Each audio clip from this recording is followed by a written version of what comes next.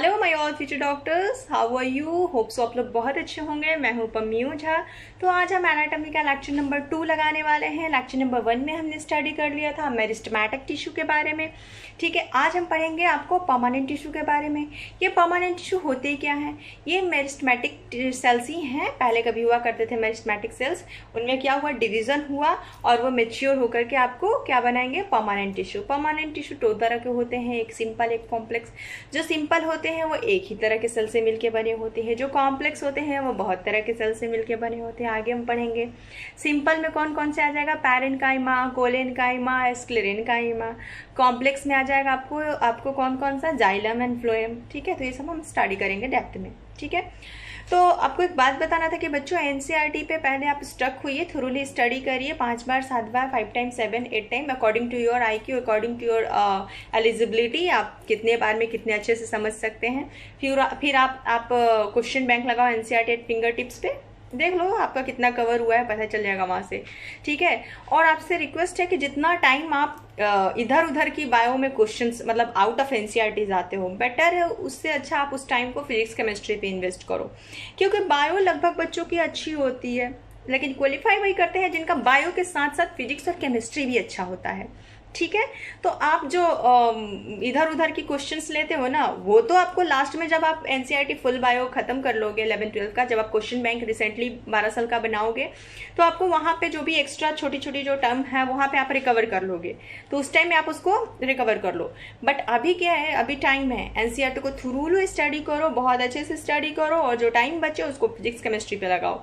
ठीक है, आपको बायो में टीचर नहीं बनना है, आपको ना क्वालिफाई करना है बेटा जी। ठीक है, तो आप लोग एक काम करो, पहले एनसीईआरटी फिनिश करो। फिर भी निराश नहीं करूंगी, आपको जो भी extra knowledge out of NCERT चाहिए आप हमें कमेंट बॉक्स में मैसेज करिए, या फिर आप मुझे मेल करिए pammikumari787@gmail.com पे। मैं आपकी प्रॉब्लम को वहां पे सॉल्व करूंगी। ठीक है, तो चलिए आज का क्लास हम स्टार्ट करते हैं। Let's begin it. स्टार्ट करते हैं परमानेंट टिश्यू। ठीक है, देखिए परमानेंट टिश्यू क्या होता है। सबसे पहली बात देखिए, मेरिस्टेमेटिक सेल ही डिवीज़न करके जो सेल बनाता है, वो सेल मैच्योर होकर के आपको परमानेंट टिश्यू बनाते हैं। ठीक है, देखिए ये मेरिस्टेमेटिक सेल हो गया, ये बनाया आपको डिवीजन करके सेल, ये मैच्योर होकर के परमानेंट टिश्यू बनेगा। और ये परमानेंट टिश्यू में बच्चों डिवीज़न करने की कैपेसिटी हो भी सकती है, नहीं भी हो सकती है। मतलब ये टेम्पररी या परमानेंट डिवीजन करने की कैपेसिटी जो है वो सीज हो जाती है। इसका कहने का मतलब कि परमानेंट टिश्यू में डिवीजन करने की कैपेसिटी नहीं होती है, बट कुछ सर्टेन कंडीशंस में मैं पिछले लेक्चर में पढ़ा चुकी हूँ, उसको कहते हैं डी डिफ्रेंसिएशन, उसमें ये रिगेन कर लेता है डिवीजन करने की कैपेसिटी। ठीक है, तो हम डायरेक्टली ये भी बोल सकते हैं कि मेरिस्टेमेटिक सेल जो है डिफ्रेंशिएट होकर के परमानेंट टिश्यू बनाती है। समझ गए यहाँ तक आप लोग? अब देखिए परमानेंट टिश्यू 2 टाइप्स के होते हैं, एक सिंपल और एक कॉम्प्लेक्स। सिंपल इसको क्यों कहते हैं, ये सिंपल तरीके से बना है, मतलब एक ही तरह के सेल से मिलके बना है बच्चों। कॉम्प्लेक्स इसको क्यों कहते हैं, क्योंकि ये बहुत सारे सेल से मिलके बना होता है, इसलिए इसको कॉम्प्लेक्स परमानेंट टिश्यू कहते हैं। अब हम एग्जाम्पल के तौर पर आपको बताते हैं, जैसे पैरेन्काइमा हो गया। ठीक है, ये हो गया पैरेन्काइमा। ठीक है, तो जो पैरेन्काइमा होगा बच्चों, ये आपको एक ही तरह के सेल से मिलके बना होगा। कौन सा cell? Parenchymatous cell. Parenchymatous cell से मिलके बना होगा। कोलेनकाइमा कोलेनकाइमेटस सेल से बना होगा। स्क्लेरेनकाइमेटस सेल से मिलके बना होगा। ठीक है, और कॉम्प्लेक्स में आ गया आपको जाइलम और फ्लोएम। ठीक है, देखिए इसमें डिफरेंट टाइप्स ऑफ सेल से मिलके बने होते हैं। ये आपको 1 टाइप ऑफ सेल से मिलके बने होंगे, और ये मेनी टाइप ऑफ सेल से मिलके बने होंगे। देखिए कैसे समझाती हूँ। जाइलम में 4 तरह के सेल होते हैं, कौन कौन सा? ट्रैकिड्स, वेसल, जाइलम पैरेन्काइमा और जाइलम फाइबर। 4 तरह का सेल से मिलके बना है, इसलिए कॉम्प्लेक्स परमानेंट टिश्यू हो जाएगा। फ्लोएम भी 4 तरह के सेल से मिलके बना होता है। कौन कौन सा बताइए? सीप ट्यूब एलिमेंट,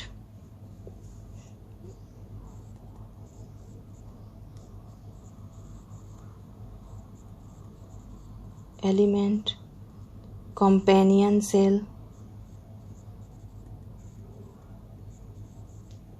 उसके बाद आपको फ्लोएम पैरेन्काइमा, फ्लोएम पैरेन्काइमा यहाँ नहीं दिख रहा है, नहीं, और फ्लोएम फाइबर, ठीक है। ये 4 तरह के सेल से मिलकर बना होता है। तो ये कॉम्प्लेक्स टिश्यू हो जाएगा, ठीक है। आगे मैं पढ़ाऊंगी इसके बारे में, अभी सिर्फ आपको इंट्रो दे रही हूँ। उसके बाद देखिए बच्चों, जो पैरेन्काइमा सेल होता है ना, वो सारे प्लांट्स में होते हैं, इसलिए इसको यूनिवर्सल टिश्यू कहते हैं।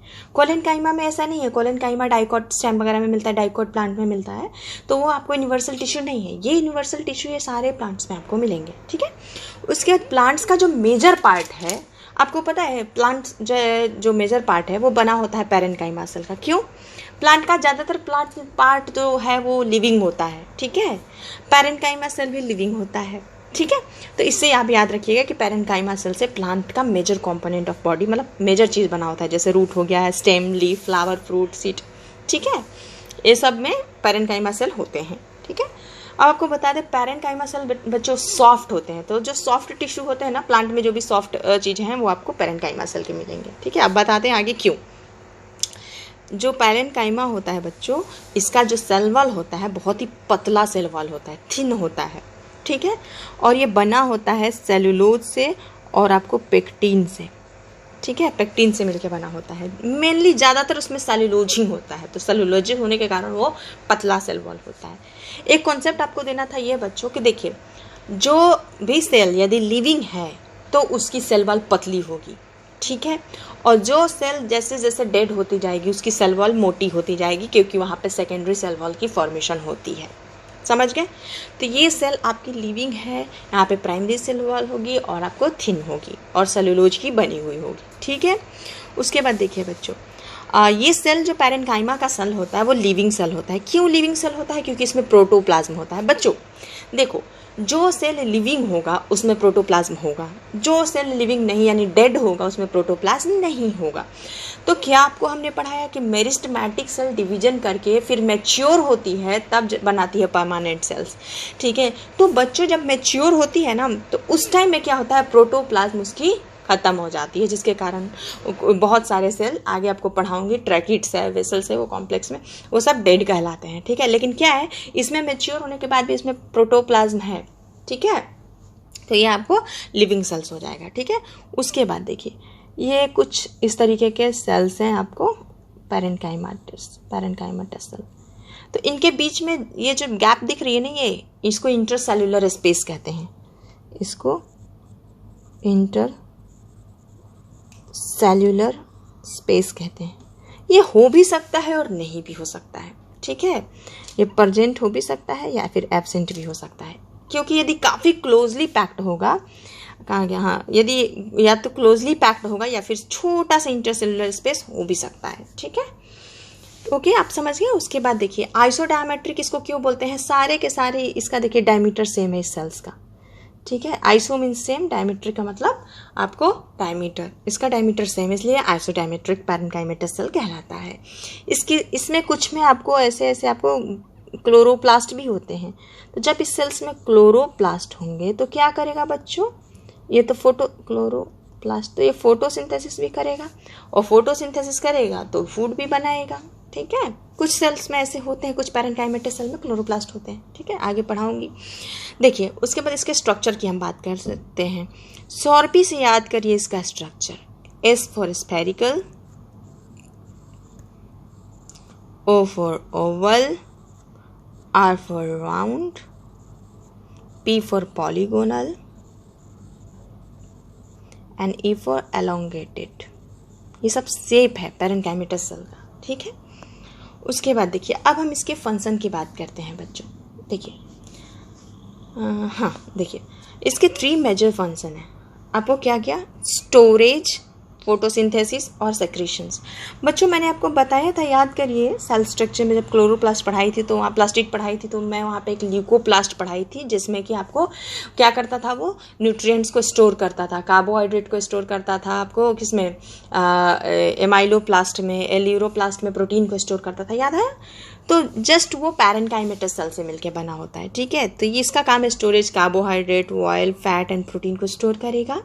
उसके बाद बच्चों फोटोसिंथेसिस मैंने मैंने बताया कि कुछ पैरेनकाइमेटिक सेल में आपको क्लोरोप्लास्ट होगा तो वो फोटोसिंथेसिस करेंगे, और जो भी सेल में आपको क्लोरोप्लास्ट होता है, जिस सेल में जो भी पैरेनकाइमेटिक सेल है अपने पास क्लोरोप्लास्ट को पकड़ के रखेगा, उसको क्लोरेनकाइमा बच्चों कहते हैं। ठीक है, उसके बाद हम बात करते हैं सेक्रीशन का। देखिए सेक्रीशन जो होता है ना, आपको जो पैरेनकाइमा सेल है ये भी सेक्रीशन करता है। किस किस चीज़ का आप मेनली याद रखना, क्या क्या, स्टोरेज, फोटोसिंथेसिस, सेक्रीशन। ठीक है, रेसिन का, नेक्टार का, ऑयल का, ये सब का सेक्रीशन करता है। ठीक है, तो यहाँ तक अब आप समझ गए। अब हम पढ़ेंगे कोलेनकाइमा के बारे में। देखिए मैं मेनली एनसीईआरटी पे फोकस कर रही हूँ। ठीक है, जिस किसी को भी एक्स्ट्रा नॉलेज चाहिए तो मुझे कमेंट बॉक्स में करें, मैं उसको पर्सनली मेल पे या फिर व्हाट्सएप पे या फिर ईमेल वगैरह पे मैं कर दूंगी, क्योंकि देखो बहुत कम टाइम है, एनसीईआरटी पे ही फोकस करना है। ठीक है, मेनली एनसीईआरटी पे फोकस करना है, और साथ में जब लास्ट में क्वेश्चन बैंक बनाएंगे तो एक्स्ट्रा जो इंपॉर्टेंट लगेगा, जो क्वेश्चन बैंक में होगा लास्ट प्रीवियस ईयर के क्वेश्चंस, उस टॉपिक पे हम चर्चा करके उसको क्लियर करेंगे। ठीक है, तो अभी आप लोग इधर उधर डेविएट मत होइए, आपको नीट निकालना है। ठीक है, तो आप एनसीईआरटी पे स्ट्रक होइए, पहले इसको क्लियर करिए। ओके, तो चलिए हम पढ़ते हैं कोलेनकाइमा के बारे में। स्टार्ट करते हैं कोलेनकाइमा सेल। देखिए ये क्या होता है, ये कोलेनकाइमेटस टिश्यू है। एक्चुअली बहुत सारे कोलेनकाइमा सेल से मिलकर बना होता है, और एक ही प्रकार का सेल होता है कोलेनकाइमा सेल। ठीक है बच्चों, ये जो सेल होता है ना, ये लिविंग होता है। अब लिविंग होगा तो आपको बता चुके हैं इसमें क्या होगा, ये लिविंग होता है। लिविंग होगा तो इसमें प्रोटोप्लाज्म होगा। ठीक है, इसमें प्रोटोप्लाज्म होगा। अब आपको एक बात बताते हैं बच्चों, देखो जैसे प्लांट है तो प्लांट में आपको यहाँ पे बताते हैं पेरेनकाइमा पी से, सी से क्लोरेनकाइमा, और एस से स्क्लेरेनकाइमा। ठीक है, तो जो पी है पेरेनकाइमा, ये तो आपको लिविंग हो गया, ये लिविंग होता है। कोलेनकाइमा भी लिविंग होता है, और स्क्लेरेनकाइमा डेड होता है बच्चों, इसमें मतलब प्रोटोप्लाज्म नहीं होता है। तो क्या करता है बच्चों, ये दोनों यानी कोलेनकाइमा और स्क्लेरेनकाइमा, ये क्या करता है, मैकेनिकल सपोर्ट देता है प्लांट को। अब कहोगे मैकेनिकल सपोर्ट क्या होता है मैम? देखिए क्या होता है, जो प्लांट को मतलब कि खड़े रहने में हेल्प करता है, जो कि ग्रेविटी है ना अपने तरफ खींचती है। यदि वो उसको मैकेनिकल सपोर्ट नहीं मिलेगा तो क्या करेगा, कैसे खड़ा होगा? ठीक है, बाहर से वो स्टेबल स्ट्रक्चर होना चाहिए, ऐसा नहीं कि कोई आया ऐसे मारा तो प्लांट टूट के गिर गया। तो उसको मैकेनिकल सपोर्ट देने का काम करता है कोलेनकाइमा, स्क्लेरेनकाइमा, दो सेल। अब आपको एक बात और बताना है बच्चों, कि जो हल्की फुल्की स्ट्रेंथ देने की बात होती है ना, वो देती है आपको कोलेनकाइमा सेल, और स्क्लेरेनकाइमा सेल ज़्यादा मजबूत होता है। ठीक है, कंपैरेटिवली टू कोलेनकाइमा सेल। तो जो स्क्लेरेनकाइमा सेल है वो उससे ज़्यादा स्ट्रॉन्ग मैकेनिकल स्ट्रेंथ सपोर्ट करेगा, किससे? कोलेनकाइमा से बच्चों। ठीक है, देखो कोलेनकाइमा सेल कहाँ मिलेगा आपको? जनरली आपको मिलेगा जो ग्रोइंग पार्ट है प्लांट का। ग्रोइंग पार्ट कौन कौन सा हो गया? जो यंग स्टेम हो गया, यंग लीफ हो गया, वहाँ पे आपको मिलेंगे। कैसे सपोर्ट करते हैं? जैसे स्टेम है, प्लांट का स्टेम, हवा आए, जैसे मान लो यहाँ फोटो बनाती हूँ। ठीक है, ये हमारा प्लांट है, इसमें हमारा ये स्टेम है, इस पे पत्ती है, लीफ है। ठीक है, तो हवा आया, बहुत सारा हवा आया, ये यहाँ पे आपको कोलेनकाइमा सेल का बना होगा, ताकि ये स्टेम जो है बेंड ना हो जाए। ठीक है, विंड से प्रोटेक्ट करता है बेंडिंग को, वो स्टेम को बेंड करने से रोकता है कोलेनकाइमा सेल। तो यहाँ सपोर्ट दिया, हल्की सपोर्ट दिया वो। ठीक है, दूसरा ये लीफ के मार्जिन पे होता है, क्यों? लीफ फट ना जाए। ठीक है, इसके लिए आपको क्या होता है, कोलेनकाइमा का लीफ का जो मार्जिन है कोलेनकाइमा का बना होता है, ताकि लीफ फट ना जाए। ठीक है, विंड जब बहुत ज़्यादा विंड चलती है तो लीफ फटने के चांसेस रहेंगे ना, तो कोलेनकाइमा सेल उसको सपोर्ट देता है। ठीक है, तो इसलिए कहा जाता है कि ग्रोइंग पार्ट ऑफ प्लांट को सपोर्ट और स्ट्रेंथ देने का काम जो है वो कौन करता है आपको? Collenchyma cell. यहाँ लिख देती हूँ, ग्रोइंग पार्ट को जो है सपोर्ट देता है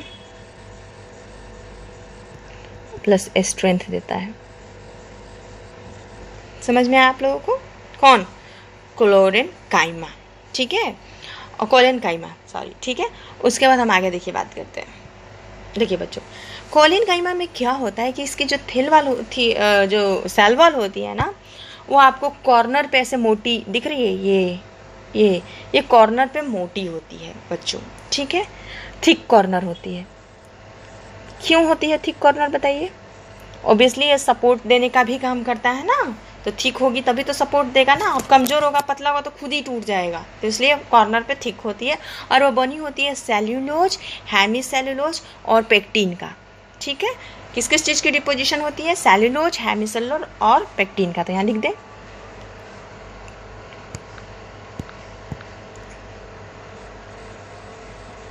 सेल्यूलोज,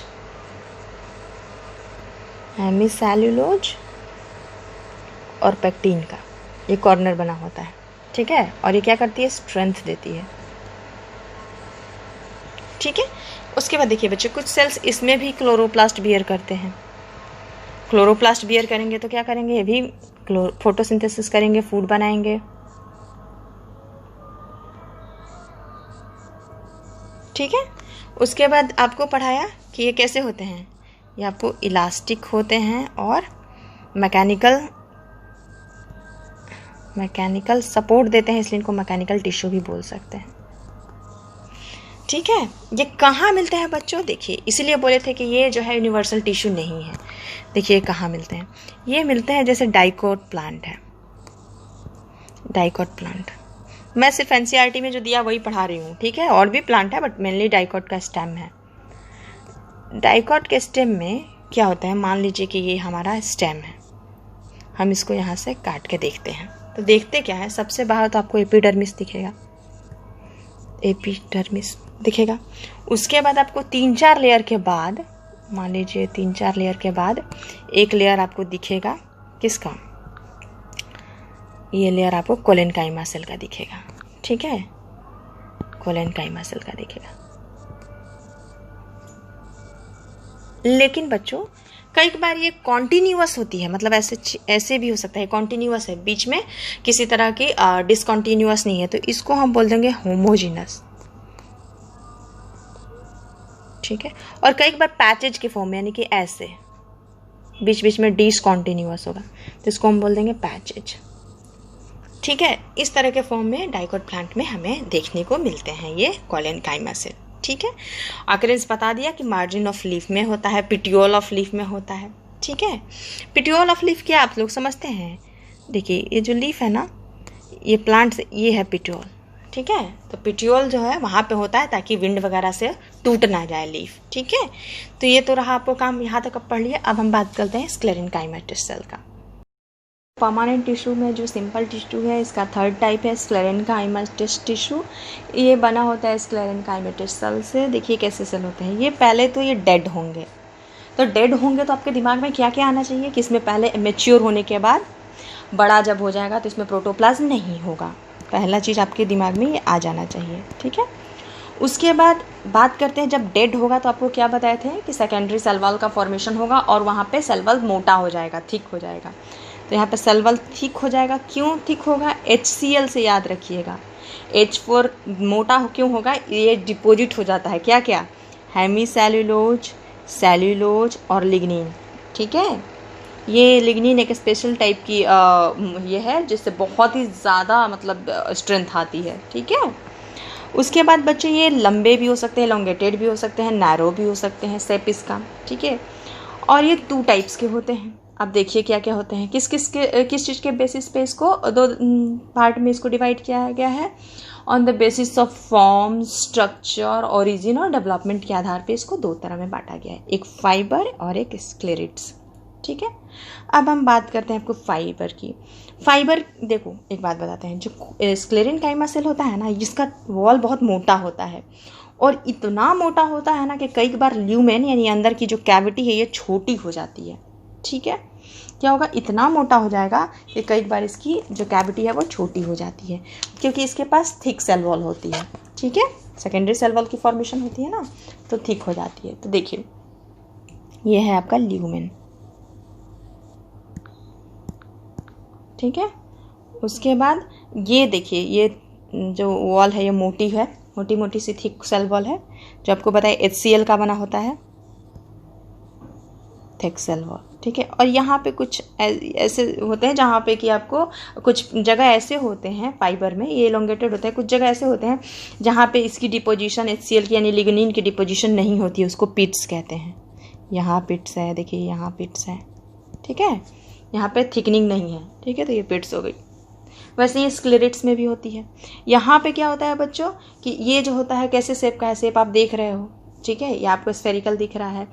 और बच्चों यहाँ पे बहुत ही ज़्यादा ल्यूमेन रिड्यूस्ड होता है, बहुत ही ज़्यादा, और इसमें भी पिट्स होते हैं, ये आपका पिट्स हो जाएगा, ठीक है। और ये वाला पार्ट जो है, ये वाला सेल वॉल है, थिक सेल वॉल, ये वाला पार्ट ये आपका सेल वॉल हो जाएगा, जो कि काफ़ी मोटा होगा, HCl का बना हुआ, लेकिन इनका डिपोजिशन हो जाता है, ठीक है। और ये इसका ल्यूमेन देखिए, ल्यूमेन हो गया। अब देखिए इसकी स्पेशलिटी, ठीक है। अब देखिए बच्चों, ये हमने पढ़ा है थिक सेल वॉल होती, इतना ज़्यादा मोटी हो जाती है सेल वॉल कि इसके अंदर की कैविटी छोटी हो जाती है मोटापा के चलते, ठीक है। ल्यूमेन जो है रिड्यूस्ड हो जाता है, छोटा हो जाता है, एलोंगेटेड होता है क्या फाइबर, ठीक है। और इसके दोनों के दोनों एंड पॉइंटेड होते हैं, ठीक है। ये देखिए बंद है, पॉइंटेड है, तो इसको हम टैपरिंग एंड कहते हैं। याद रखिएगा, जब भी टैपरिंग की बात करें तो समझिएगा कुछ ऐसा, कुछ ऐसा। इसकी दोनों एंड देखिए कैसी है, पॉइंटेड है और क्लोज्ड है, तो आप सब टैपरिंग एंड बोलेंगे, ठीक है। अब हम स्क्लेरेट्स की बात करते हैं। देखिए इसकी स्ट्रक्चर जो है NCERT में शौक दिया हुआ है। शौक का मतलब स्फेरिकल, ओवल और सिलिंड्रिकल हो सकता है आपका स्क्लेरेट्स, ठीक है।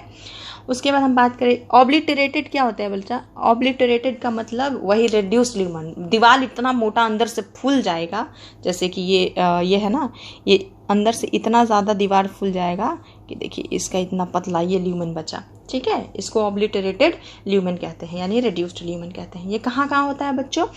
देखिए ये थोड़ा कड़ा टाइप का होता है, स्टोनी टाइप का होता है, ठीक है। तो जितने भी आपको ये जो फ्रूट्स हैं उसके स्टोनी पार्ट से, जैसे कि आपको गुआवा के पल्प में देखिएगा एक ग्रिटी पार्ट आता है ना, जब आप अमरूद खाना तो देखना उसकी जो सीड आती है ग्रिटी पार्ट आती है, और उसके बाहर वो जो पल्प होता है, पल्प नहीं, सीड नहीं, सॉरी, उसका जो पल्प होता है उसमें जो ग्रिटी पार्ट होता है वो आपको क्या होता है, स्क्लेरेनकाइमेटस सेल का बना होता है। पियर में भी, आपको सपोटा में भी, इसलिए इसको स्टोन सेल्स बोलते हैं, ठीक है।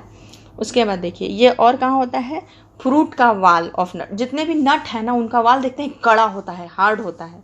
क्यों होता है? स्क्लेरेनकाइमा के चलते, क्योंकि ये तो डेड होता है, इसकी थिक वॉल होती है, लिग्निन की डिपोजिशन होती है, तो बहुत ही स्ट्रांग होता है बाहर का दीवार यानी कवर। तो इसके लिए फ्रूट का जो वॉल है, वो नट का जो फ्रूट का वॉल है वो आपको बना होता है स्क्लेरेनकाइमेटस सेल का, ठीक है। उसके बाद देखिए जो दाल वगैरह होता है ना, इसके ऊपर जो सीड कोट होता है वो भी बना होता है आपका स्क्लेरेनकाइमेटस सेल का। क्यों? देखते हैं, वो भी कड़ा होता है, ठीक है। जितने भी कड़ी चीज़ें होती हैं वो आपको बनी होंगी स्क्लेरेनकाइमेटस सेल की, ठीक है। लीव्स ऑफ टी, ये भी बना होता है आपको, यहाँ पे भी आपको रहेगा स्क्लेरिड्स, स्क्लेरेनकाइमेटस का कौन सा? स्क्लेरिड्स, ठीक है। यहाँ तक आप समझ गए। तो अब हम नेक्स्ट स्टार्ट करेंगे आपको कौन सा? जाइलम फ्लेम यानी कि कॉम्प्लेक्स टिश्यू, ठीक है। आप लोगों को धीरे धीरे मैं ऐसे ही शॉर्ट नोट्स बना करके और आपको ईजी वे में पढ़ाते रहूँगी।